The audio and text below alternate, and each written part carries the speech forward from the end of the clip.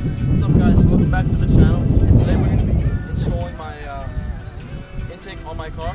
And originally I was supposed to be putting the auxiliary port into my car because the old one was shot, but I didn't expect my intake to come so fast, and I kind of want to put this in first. So the intake that I have is via Injen technology, and this one adds like 10 horsepower to my car. So let's see what's inside. Yeah. Alright, so inside the box, it comes with the tubing that will be going from my turbo to the dry performance filter, and then it also comes with the molded washer bottle, which I'm not going to be putting in because I don't feel a need for it. I think the old one is fine. Alright, so I'm actually going to be putting in the molded washer bottle. I didn't think I didn't need to put it in, and I was just going to leave the old one, but the performance dry filter actually is right next to where the new molded washer bottle has to go, and the old washer bottle for my windshield fluid is actually too big, so I have to put in the new one because it fits snug next to the dry filter, which you'll see later on in the video. Alright, so the first thing that you want to do is you want to loosen these 4 Phillips screws.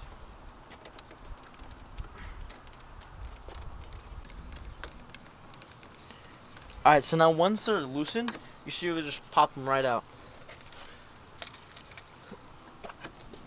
2, 3, 4. And when you have them out, just put them in a safe place so you don't lose them for later. So now after that, this piece should come right out.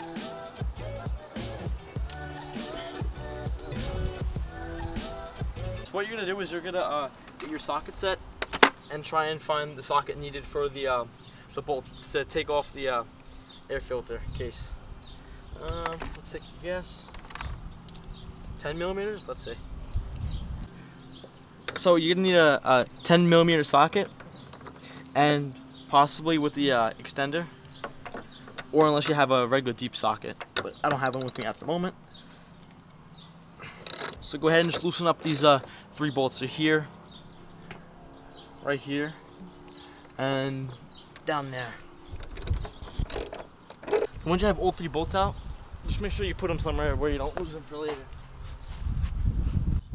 Alright, so once you have out these 3 bolts, what you want to do is you want to take the air box out from the rest of the hose, which I don't know how to do.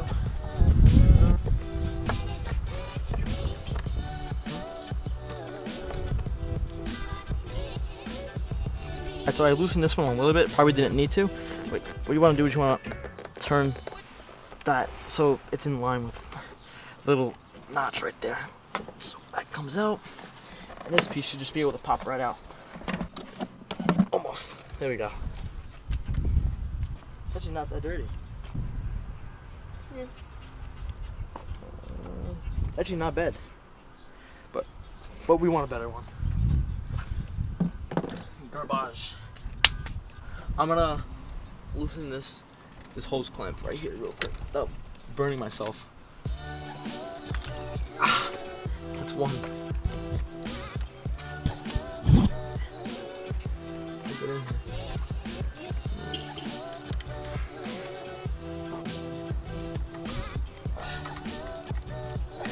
You know what? Forget this. I'm gonna get something that just goes right over the screw itself and not the Phillips.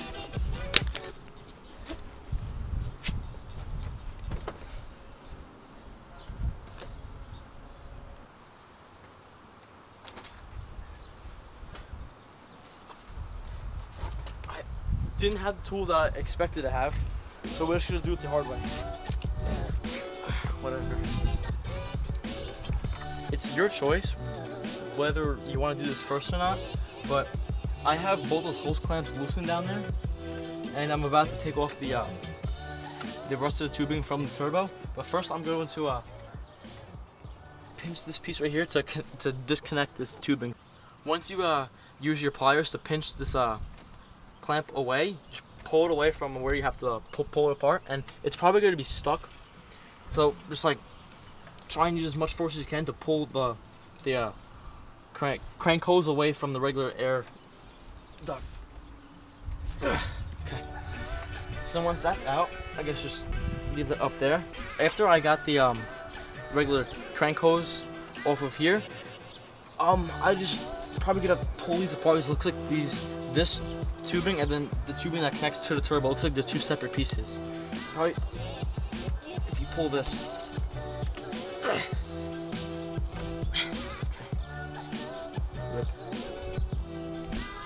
We're running into a bit of a problem because with the washer fluid tank that it came with over here, we were not trying to replace that because I didn't feel the need to. But now after looking at it, I feel like we're probably gonna have to take off the bumper anyway, because the way the piping works is there's no way that this is fitting. Because when this goes in here, this is in the way, so you have to wind up taking off the bumper anyway. So the first thing you want to do to take off your bumper is you get your screwdriver, which is somewhere. And what you want to do is you want to unscrew these. What you want to do is you want to unscrew these 6 screws right here. And then when they're all loose, I think you should just pop them out.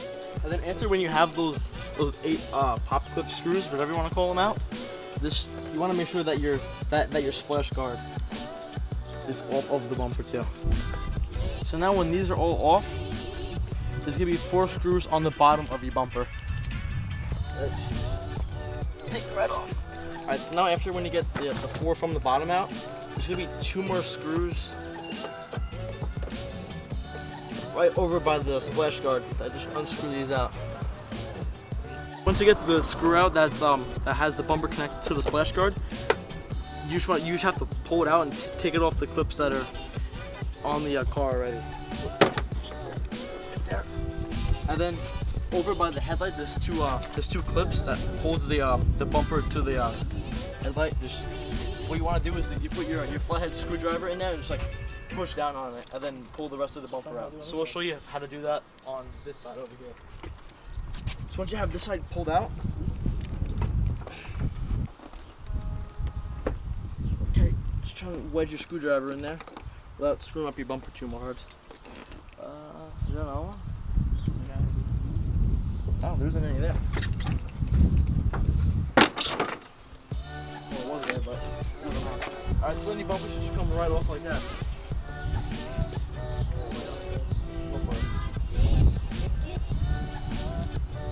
Alright, so then after you have the headlight bolts out, it's a 10mm. It should be able to just come right out after you have the bumper off. Now we're gonna disconnect this.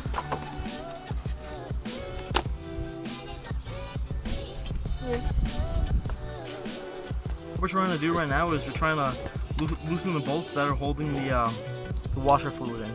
So there's one straight back there. There's one right along up here. And then also what we're going to do is we're disconnecting the wires from the motor here. Alright, so my luck is running out. I absolutely have nothing left. Starting to rain on us. Had this tent up, but that's not the worst of the problems. We were unable to get the tubing in there due to the crash bar that was in there, and due to the first wiper fluid tank that it came with. We were supposed to change it to the one in there, but we were trying to avoid that. But this one's too big, and this wouldn't be able. The dry filter wouldn't be able to fit. So we were going to change that. Took the headlight out, and we have it all open. And as we're trying to move this elbow piece that was connected to the turbo, the end of it that connects to the turbo where the clamp is was all dried out and just busted on us. So now this unable to work unless we can somehow connect it in the meantime, and then I have to order a new piece because this goes here. So I guess that's it for now, guys.